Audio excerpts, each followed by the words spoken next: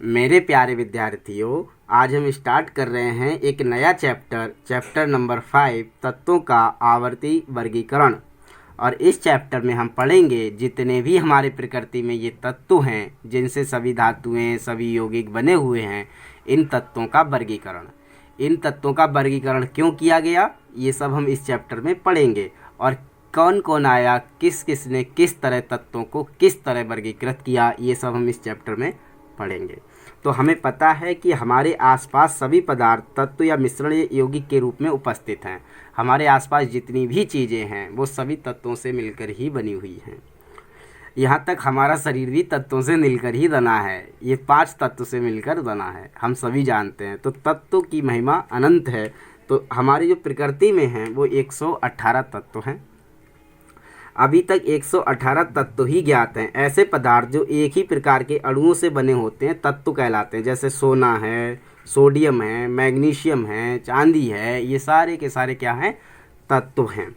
तत्वों का वर्गीकरण क्यों करा गया? पहली बात आई कि तत्वों का वर्गीकरण क्यों करा गया। तो तत्वों को सुव्यवस्थित ढंग से पढ़ने के लिए, अच्छी तरह से पढ़ने के लिए व उनके अध्ययन को आसान बनाने के लिए, उनका अध्ययन आसान हो जाए, इसके लिए हमें तत्वों का वर्गीकरण करना पड़ा।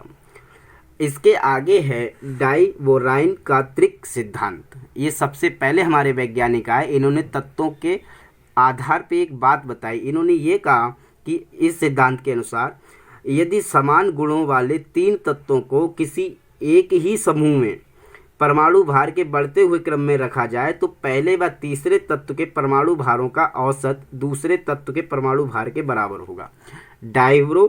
डोवाइराइन त्रिक ने ये कहा था कि अगर क्रमशः जो तत्व हैं, लगातार जो चल रहे हैं क्रमशः तत्व, उनमें से पहले का और तीसरे का, पहला और तीसरा, इन पहले का और तीसरे का अगर हम परमाणु भार जोड़ दें और उसको 2 से भाग कर दें तो जो बीच वाला है उसका परमाणु भार मिल जाएगा। ये बताया था हमारे डोवोराइन त्रिक ने। इनका त्रिक का मतलब ये 3 तत्वों के बारे में कहा था कि पहले और दूसरे को जोड़ो तो बीच वाला ऑटोमेटिक मिल जाएगा, ये इन्होंने कहा था। इसके बाद आए हमारे न्यूलैंड्स। इन्होंने अपने अष्टक नियम दिया था। इन्होंने ये कहा था कि जिस तरह से सारे गामा पाधा नी सा, सारे गामा पाधा नी के बाद सा आ रहा है, ऐसे ही अगर तत्वों को हम लिखते जाएं तो जो 7वें के बाद जो 8वां तत्व जो दोबारा से रिपीट होगा तो वो पहले तत्व की जैसे ही समानता होंगी, पहले तत्व के जैसे ही गुण होंगे उसमें। तो इन्होंने ये बात कही थी। न्यूलैंड ने तत्वों को बढ़ते परमाणु क्रम में व्यवस्थित किया तो उन्होंने पाया कि प्रत्येक 8वें तत्व के गुण पहले तत्व के समान थे। कि जो पहला तत्व है, जब वो 8वां तत्व आ रहा तो पहले तत्व के स्थान पे तो उनके सबके गुण समान थे। इसलिए इन्होंने इसे क्या कहा, अष्टक का नियम कहा, क्योंकि इन्होंने 8 तत्वों के आधार पे तुलना की थी और डाइवोराइन त्रिक ने 3 तत्वों के आधार पे की थी। तो इन्होंने कहा जैसे सारे गामा पा धा नी सा आता है लास्ट में, ऐसे ही जब ये 7 के बाद 8वां लौट के आता है तो ये जो हैं ये सारे एक जैसे गुण दर्शाते हैं। ये कहा था न्यूलैंड्स ने। न्यूलैंड के समय ज्ञात तत्वों का परमाणु भार बढ़ते क्रम में रखने पर यह पाया गया कि कैल्शियम तक हर 8वां तत्व पहले तत्व के गुणों के समानता रखता है, लेकिन इसके बाद वाले सिद्धांत का पालन ही नहीं करते, इसलिए ये सिद्धांत फेल हो गया। फिर इसके बाद आए मेंडेलीफ की मूल आवर्त सारणी। इन्होंने सबसे पहले एक सारणी बनाई थी जिसे हम मूल आवर्त सारणी कहते हैं। वैज्ञानिक जो मेंडेलीफ आए थे, वैज्ञानिक मेंडेलीफ के समय ज्ञात 57 तत्वों को उन्होंने परमाणु भार के क्रम में ही श्रृंखलाबद्ध किया। उस समय 57 तत्वों की ही खोज हुई थी, जबकि आज के टाइम में 118 तत्वों की खोज हो चुकी है। तो इन्होंने क्या करा था, इन्होंने उन 57 तत्वों को उनके परमाणु भार के बढ़ते क्रम में रख दिया। परमाणु भार के कि जो जितना भारी है वो उतना बाद में, पहले हल्का, फिर उससे भारी, फिर उससे भारी, फिर उससे भारी, इस तरह से इन्होंने परमाणु भार के बढ़ते क्रम में तत्वों को रख दिया। जो पहली सारणी बनाई गई थी मेंडेलीव द्वारा वो परमाणु भार के बढ़ते क्रम में बनाई गई थी। और उनको ये पता चला कि एक नियमित अंतर के बाद तत्वों के गुणों की पुनरावृत्ति हो रही। इससे उन्हें ये पता चला कि एक नियमित अंतर के बाद जो तत्व देखे उन्होंने, तो देखा कि कई सारे तत्वों की पुनरावृत्ति हो रही। एक जैसे गुण वाले एक ही रो में आ गए, यानी एक ही लाइन में एक ही गुण वाले तत्व आ गए जब उन्होंने उसको बढ़ते क्रम में रखा। तो इसी गुण को, पुनरावृत्ति के इस गुण को हम आवर्तिता कहते हैं। आवर्तिता का मतलब बार बार रिपीट होना। इसी गुण को हम आवर्तिता कहते हैं। और इसके आधार पर मेंडेलीव ने एक नियम दिया जिसे मेंडेलीव का मूल आवर्त नियम कहते हैं। तो मेंडेलीव का मूल आवर्त नियम कई बार बोर्ड में पूछ लिया जाता है कि मेंडेलीव का मूल आवर्त नियम क्या है। मूल, आधुनिक नहीं, एक आधुनिक भी है जो आज के समय का, यह मूल जब पहली सारणी बनाएगी वो। तो पहली सारणी में उन्होंने क्या करा था, जो तत्व थे उनको परमाणु भार के बढ़ते क्रम में रखा था। यही यहाँ पे नियम है कि तत्वों के भौतिक एवं रासायनिक गुण उनके परमाणु भारों के आवर्ती फलन होते हैं। ये कह रहे हैं अगर हम परमाणु भारों के अकॉर्डिंग अगर उन्हें रखते जाएं तो एक निश्चित आवर्ती के बाद उनके गुण रिपीट हो जाते हैं। तो यही इनका नियम है कि तत्वों के भौतिक तथा रासायनिक गुण उनके परमाणु भारों के आवर्ती फलन होते हैं। परमाणु भारों के, किसके, परमाणु भार के। अगर परमाणु भार के अकॉर्डिंग हम तत्वों को रखें तो एक आवर्ती के बाद उनके भौतिक तथा रासायनिक गुण मिलने लगते हैं। तो ये इन्होंने कहा था, मेंडेलीव की मूल आवर्त सारणी द्वारा ये नियम उत्पन्न हुआ। मेंडेलीव का मूल आवर्त सारणी नियम। मेंडेलीव की मूल आवर्त सारणी में सामान्य लक्षण व उपलब्धियां, इनकी जो मेंडेलीव की जो मूल सारणी इन्होंने जो बनाई थी वो किस तरह के बनाई थी, ये पढ़ लेते हैं। क्या लक्षण थे उनके, किस तरह से इन्होंने सोच के बनाई थी। तो इन्होंने इस सारणी में तत्वों को परमाणु भार के बढ़ते हुए क्रम में रखा। ये तो हमने पढ़ लिया कि इन्होंने क्या करा है, इसमें परमाणु भार के तत्वों को बढ़ते हुए क्रम में रखा गया। इसमें 12 क्षैतिज पंक्तियां थी जिन्हें श्रेणियां कहा गया, व ऊर्ध्वाधर पंक्तियां भी थीं जिन्हें कॉलम कहा गया। अब हम देख लेते हैं मेंडेलीव की मूल आवर्त सारणी। ये बुक्स है, एनसीईआरटी की बुक्स है, इसमें दी गई है। ये है मेंडेलीव की मूल आवर्त सारणी। जो पहली सारणी बनाई गई थी वो कुछ इस प्रकार से थी, और जो हम आज पढ़ रहे हैं वो है आधुनिक आवर्त सारणी या दीर्घाकार आवर्त सारणी। ये पहली सारणी जी थी, ये पहली सारणी थी जो बहुत समय पहले मेंडेलीव ने बनाई थी। अब हम इसके बाद पढ़ेंगे कि इस सारणी में क्या क्या उपलब्धियां थीं और इस सारणी में क्या क्या दोष रहे जिसके कारण एक नई सारणी बनानी पड़ी। तो अब हम पढ़ रहे हैं कि मेंडेलीव की मूल आवर्त सारणी की उपलब्धियां क्या रही इसकी, कि इसमें तत्वों के गुणों को अध्ययन में सुविधा रही, कि इसमें तत्वों का जो अध्ययन किया गया उसमें तो आसानी आई, और सही परमाणु भार ज्ञात करने में भी सहायता मिली। हर एक तत्व का सही परमाणु भार ज्ञात करने में भी सहायता मिली। अज्ञात तत्वों के लिए रिक्त स्थान छोड़ दिए गए, जैसे कि हम यहाँ देख सकते हैं अज्ञात तत्वों के लिए रिक्त स्थान छोड़ दिए गए हैं। ये सभी रिक्त स्थान खाली हैं, ये अज्ञात तत्वों के लिए छोड़ दिए गए। ये तो इसकी उपलब्धियाँ थी। इसके बाद इसके दोष क्या थे जो बहुत ही ज़्यादा पूछे जाते हैं। कोई भी चीज़ अगर फ्लॉप होती है तो उसके सबसे ज़्यादा यही देखा जाता है कि वो क्यों ख़राब हुई, क्यों, उसके क्या कारण थे विफल होने के। तो ये विफलताएं या दोष सबसे ज़्यादा पूछे जाते हैं। मेंडेलीव की मूल आवर्त सारणी के दोष।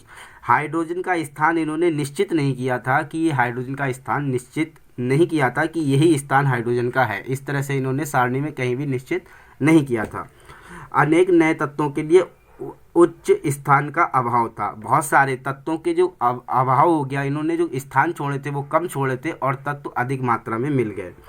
समस्थानिक व संभारिकों की खोज हो गई।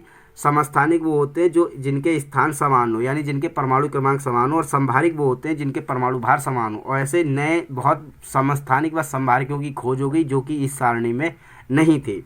उसके बाद तत्वों का मूल लक्षण उनका परमाणु क्रमांक है, ना कि परमाणु भार। तत्वों के जो मूल लक्षण होते हैं वो परमाणु क्रमांक होता है, यानी कि एटॉमिक नंबर होता है, परमाणु का नाम नंबर होता है, ना कि परमाणु का भार।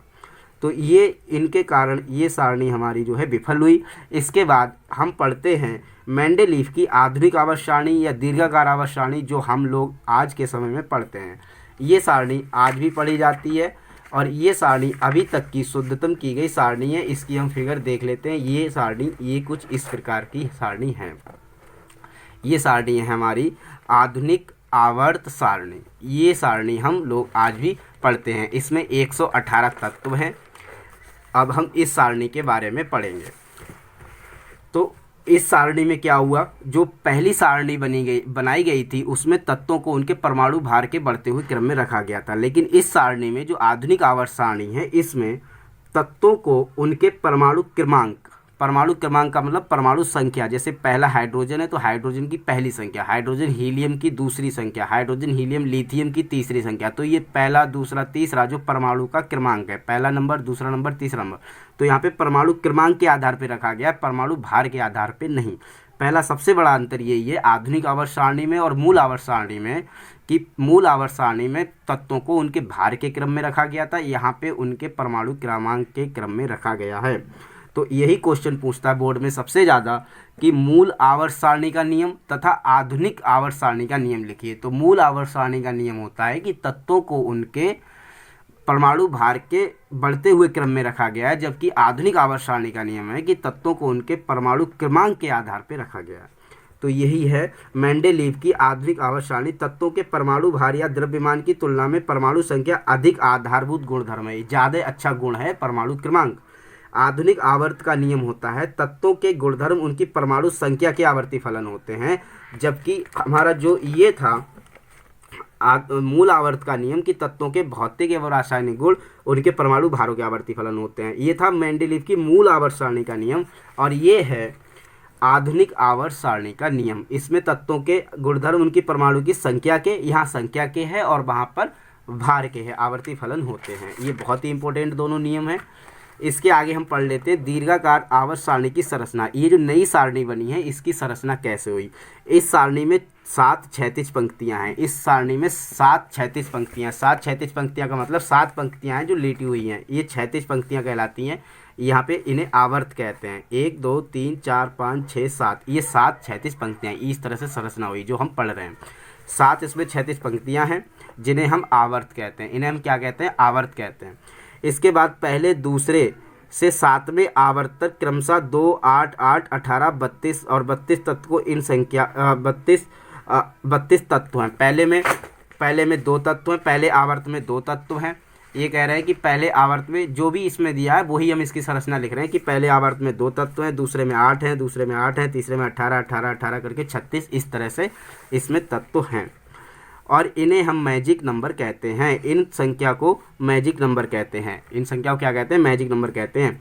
पहले आवर्त को अतिलघु आवर्त कहते हैं क्योंकि इसमें 2 ही तत्व हैं, और दूसरे व तीसरे आवर्त को लघु आवर्त कहते हैं क्योंकि इनमें 8 8 हैं, और चौथे व 5वें को हम कहते हैं दीर्घ आवर्त क्योंकि इसमें 18 18 हैं, और इसके बाद जो 7वां आवर्त है वो है हमारा 32, तो इसे हम कहते हैं अति दीर्घ आवर्त, इसे बहुत बड़ा आवर्त कहते हैं। इस सारणी में 18 ऊर्ध्वाधर कॉलम है। इसमें जो खड़े हुए कॉलम है वो 18 हैं। इस तरह से ये कॉलम कहलाते हैं। ये हमारे 1 2 3 4 5 6 7 8 9 10 11 12 13 14 15 16 17 18, ये 18 कॉलम इसमें हैं। इसके बाद इस सारणी में 18 ऊर्ध्वाधर कॉलम है जिन्हें वर्ग भी कहते हैं, समूह भी कहते हैं, कुल भी कहते हैं, परिवार भी कहते हैं, फैमिली भी कहते हैं। ये सभी एक ही नाम हैं। आधुनिक आवर्त सारणी के जो गुण हैं वो बहुत ही इंपॉर्टेंट हैं। इसे हम नेक्स्ट वीडियो में पढ़ेंगे। आधुनिक आवर्त सारणी, आज की जो हमारी ये सारणी बनी है इसके क्या क्या गुण हैं, इसमें क्या क्या ऐसी प्रॉपर्टी हैं जो हमें पढ़ना बहुत ही आसान हो गया, इसे हम पढ़ेंगे नेक्स्ट वीडियो में। बहुत बहुत धन्यवाद।